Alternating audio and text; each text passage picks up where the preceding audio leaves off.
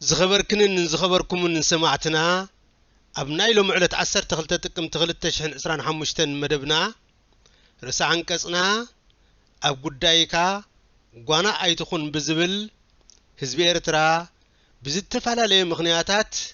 هيقدف بزمهزو مسمسات كي تدانا قري قداي هاقرو أب إيدو خأتون نمسلاتو حبيرو خلا علن زعدم حتى تناون كندت إنبهجو انت زي تجهنا زر استخينو دنبت قوم إرترا كابزلوا بيناو نتفتات وسيو كتري زلوا مسرح حبراو سراح زعدم كخونيو أما الرستا الرمات اللاتنا سناي مكتتال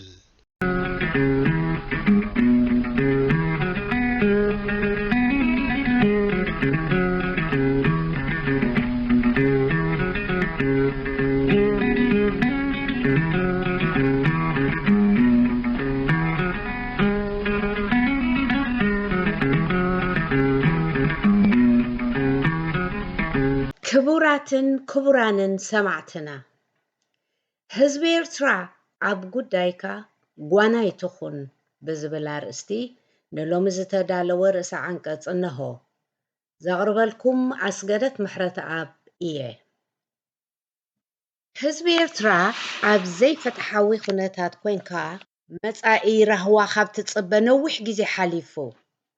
نابتزتمنى خايو رهوان مبقع زكايد كايون تكايدو زلخان قالسون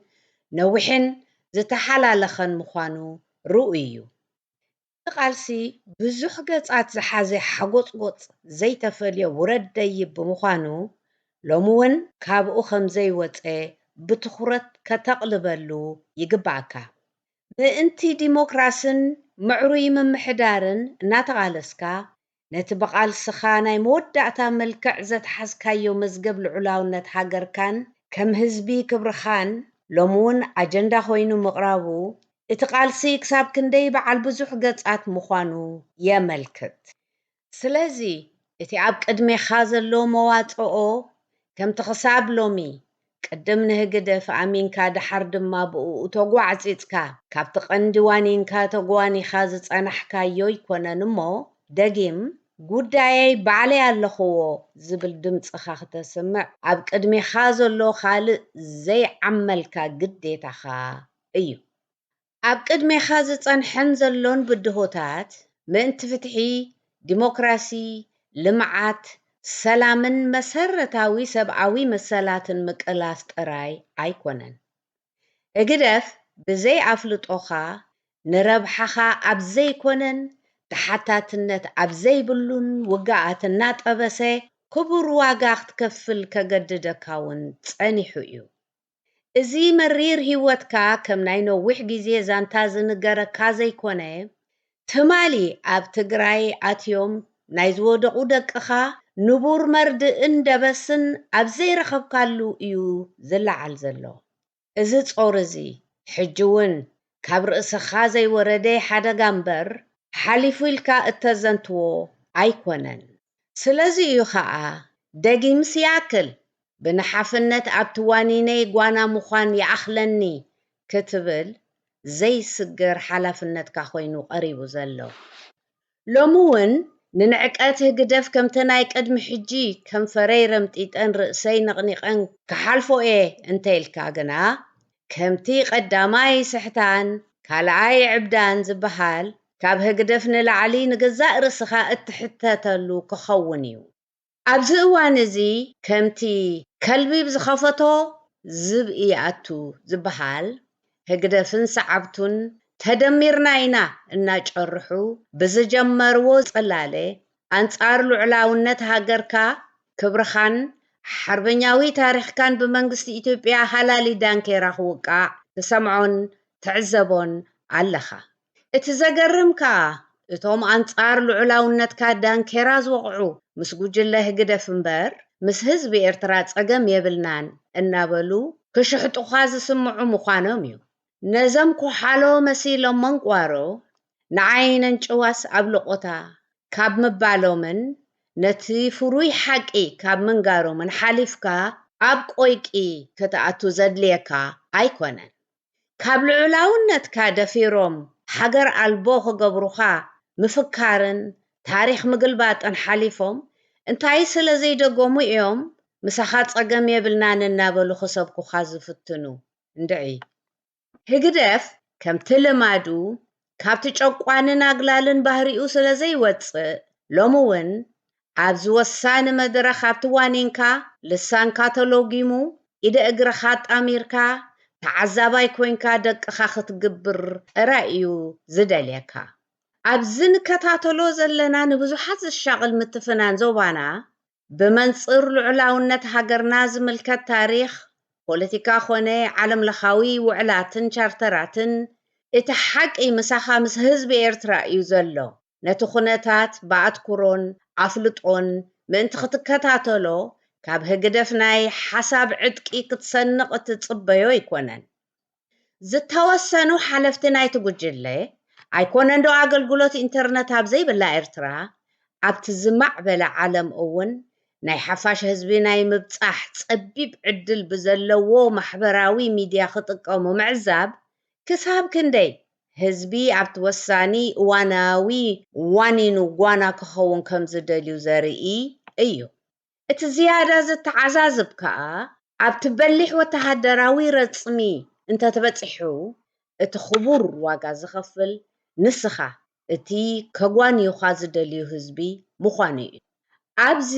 ብጃህራን ፍኸራን ዝተዓብለኸ ናይ ኢትዮጵያ ናይ ድሮ ኩናት ዝመስል ፅዑቕ ፕሮፓጋንዳ ሰማይ ኣብ ዝዓረገሉ ኤርትራውያን ጥራይ ዘይኮኑ ኣብ መትከል ናይ ሃገራትን ህዝበንን ሰላምን ምርግጋእን ዝኣምኑን ዓመፅ ዘወግዙን ወገናት እውን ሻቕሎት ሓዲርዎም በብኹርንዑ ድምፆም የስምዑ ኣለዉ ኣብዚ ቀረባ ግዜ ብሪጣንያዊ ምክትል ቀዳማይ ሚኒስተር ንሚኒስተር ወፃኢ ጉዳይ ኢትዮጵያ ኣብ ዘጠንቀቐሉ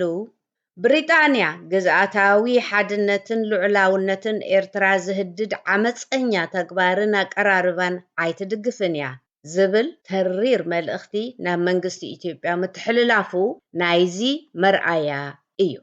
እዚ ብኣሜሪካዊ ላዕለዋይ ኣማኻሪ ኣብ ጉዳይ ኣፍሪቃ እውን ብተመሳሳሊ ኣገባብ ተደጊሙ ህዝቢ ኤርትራ ንከምዚ ዝኣመሰለ ስምዕታ ደለይቲ ሰላምን ተጣበቕቲ ልዑላውነትን ዝያዳ እንተዘያራጉድካዮ ጠሓኒትሲ ሓጋዚታ እንተረኣየት መዲዳ ትሓብእ ከም ዘብለካ ኣስተውዕል ስለዚ ካብቲ ናይ ቅድሚ ሕጂ ብሰንኪ ስቕታኻ ግዳይ ሕሰም ዝኾንካዮ ንምውፃእ ብስሙር ድምፅኻ ኣብቲ ዋኒነይ ኣነ የባዕለይ ዝብል ዳሃይካ ከተስምዕ ናይ ግድን ኣብ ዝኾነሉ ወሳኒ መድረኽ ምህላውካ ኣብ ርእስቲ ዘሎካ ግንዛቤ ነዘኻኽረካ ህግደፍ ግና ስልጣኑ ካብ ምክልኻል ሓሊፉ መድሕን ኣይክኾነካን እዩ ርእዮም ከም ዘይረኣዩ ሰሚዖም ከም ዘይሰምዑ ኮይኖም ድሌትን ፈኸራን መንግስቲ ኢትዮጵያ ኣለሳሊሶም ብምቕራብ ከዘንጉዑኻ ንዝፍትኑ እዝኒ ተሃቦም ግዴታኻ እምበር ሓደራ ዘድልዮ ይኮነን ምክንያቱ ዋናታቱ ባዕላቶም እሞ ደጋጊሞም ኣብ ኣደባባያት ንምርድኡ ብዘየፀግም ኣቀራርባ ዕረይ ጣዕምኩም መዓር ናይ ቀደም ወደብናን ኣፍደገ ባሕርናን ከነምልስ ኢና እዮም ዝብሉ ዘለዉ ነዚ ዓመፀኛ ድፍረቶም ሕጋውን ልዑላውን ካርታ ኤርትራ ጨራሪምካ ብምቕራብ ከሰንይዎ ጀሚሮም ከም ዘለዉ እውን ናይ ኣደባባይ ምስጢር ኮይኑሎ ናብቶም ኣብ ሰነዳቶም ብዛዕባ ልዑላውነትን ነፃነትን ሃገራት ዓንቀጻት ኣስፊሮም ናይ ምትግባሩ ሓላፍነት ዘለዎም ዞባውን ኣህጉራውን ትካላት ስምዕታ ምቕራብ ድማ ኣብ ቅድሜኻ ካብ ዘለዉ ዕማማት ሓደ ምዃኑ ኣይትዘንግዕ ሕብረት ኣፍሪቃ ኣብቲ ተግባሩን ሓላፍነቱን ዘነፀረሉ ቻርተር ዓንቀጽ 3 ንኡሳነ ዓንቀጻት ቀዳማይን ካልኣይን ሓደ ኣብ መንጎ ሓድሕድ ሃገራትን ህዝብን ኣፍሪቃ ሓድነትን ምትሕግጋዝን ምውሓስ 2 ናይ ኣባል ሃገራቱ ልዑላውነት ግዝኣታዊ ሓድነትን ነፃነትን ምክልኻል ዝብሉ ሓሳባት ኣስፊሩሎ ስለዚ ቃሉን ግብሩን ሓደ ክኸውንን ሓለልቲ ንኽእድብን ምፅውዑ የገድስ ናይ ሎሚ ርእሰ ዓንቀጽና ኣብዚ ይፍጸም። ኣብዚ መጽእ ግዜ ብኻልእ ትሕዝቶ ክሳብ ንራኸብ ሰላም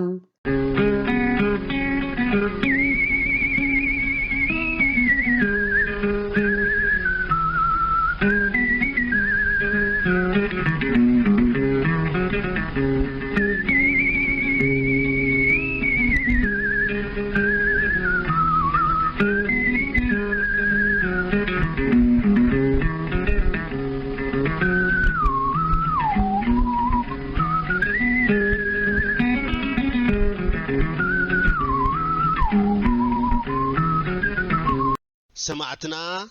ክንድቲ እንብህጎ እንተዘይተግሂና ብዝብል አርእስቲ ዝተዳለወ ሓተታና እንሆ። ህይወት ኤርትራውያን ወትሩ ሻቅሎትን ተስፋን ዝበራረይሉ እዩ። ናይዚ ውረድ ደይብ መስርሕ ጠንቂ ከዓ ውልቃዊ ዘይኮነስ ሓባራዊ ሃገራዊ ጉዳይ እዩ። ትባህግናን ሻቅሎትናን ከዓ ካብቲ ሃገርና ከጋጥማ ዝጸንሐ ንህልውና ዝፈታተን ተርእዮታት ዝነቅል እዩ። ናይዚ ተርእዮታት እዚ ጠንቂ ግዳማውያን ሓይልታት ጥራሕ ዘይኮኑ ኤርትራውያን እውን እጃም ጸኒሕዎምን ኣለዎምን። እቲ ዘይዕጸፍ ተስፋና ግን ነቲ ክገጥመና ዝጸንሐ ጸገማት ንምብዳህ ብሓባር ክንሓልፎ ዝጸናሕና ናይ ቃልስን ዓወትን መስርሕ እዩ። ታሪኽ ቃልስና ብዙሕ ውረድ ደይብ ዘይተፈልዮ ኮይኑ እቲ ዝያዳን ሓያልን ሓጎጽጎጽ ዘይተፈልዮ ኣካሉ እቲ ኣብ ብረታዊ ቃልስና ዝተረኣየ ምርብራብ እዩ። ኣብቲ ምዕራፍ ቃልስቲ መላእ ህዝቢ ኤርትራ ብዘይ ዝኾነ ይኹን ኣፈላላይ ንግዳማውን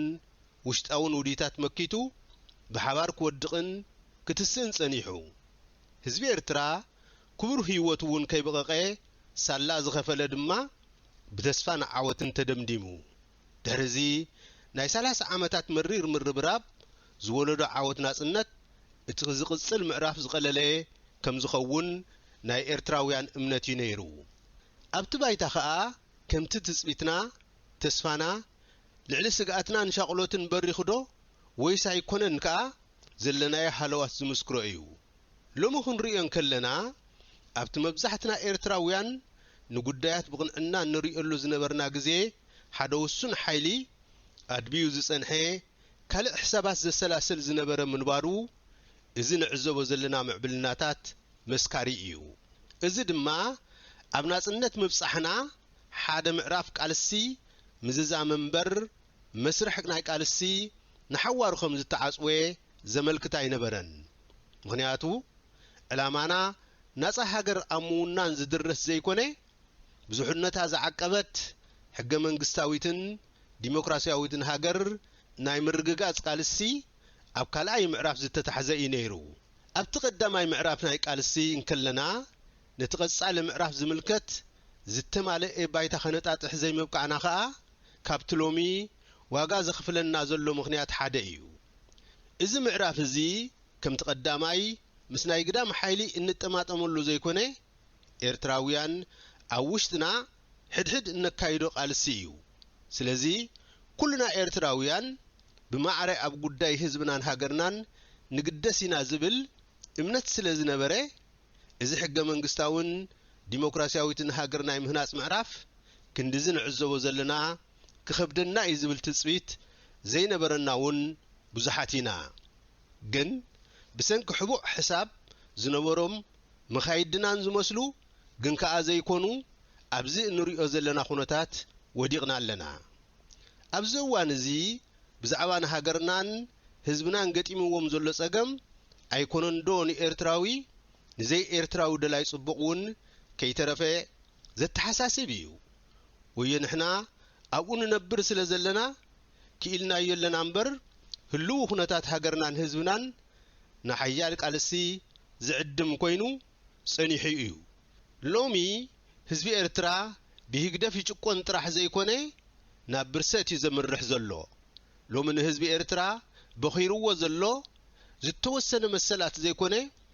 ብዓብይኡ ንቐጻልነቱ ከም ሓደ ልኡላዊ ህዝቢ ኣብ ሓደጋ ዘውድቕ እዩ። እንተኾነ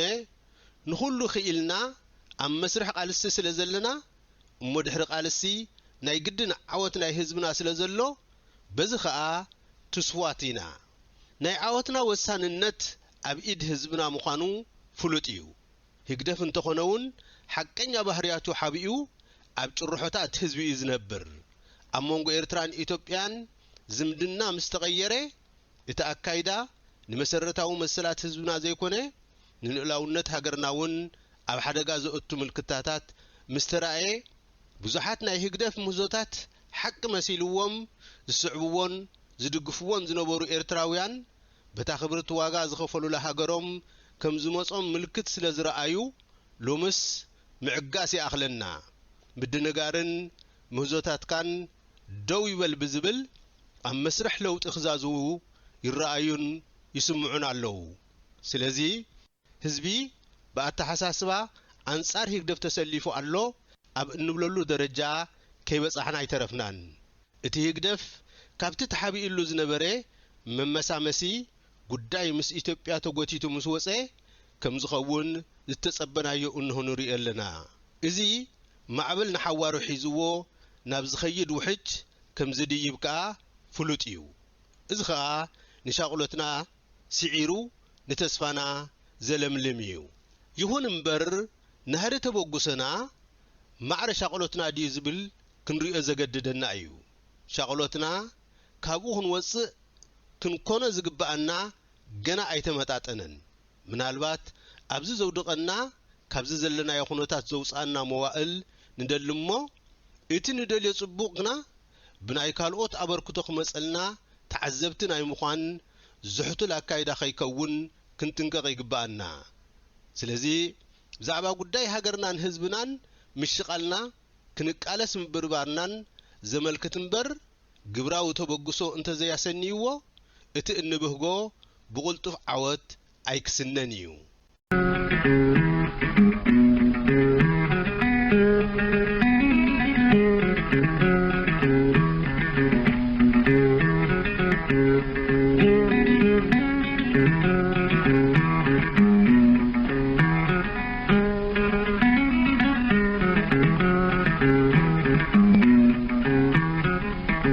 ኣብዛ ሓለፈ ሰሙን መደምደምታ መደብና ከረን እትብል ዜማ ትግረ ዘይኮነትስ ብብልየን ዝተደርሰትን ዝተደርፈትን ምዃና ምስናይ ቅሬታ ንሕብር ንሓው ሃይለትን ሲኦ ድማ ስለቲ ዝገበሮ ምእረምታ እና ኣመስገና ንስለቲ ምእረምታ ነታ ዜማ ደጊምና ብምቕራብ ናይሎም መደብና ንድምድም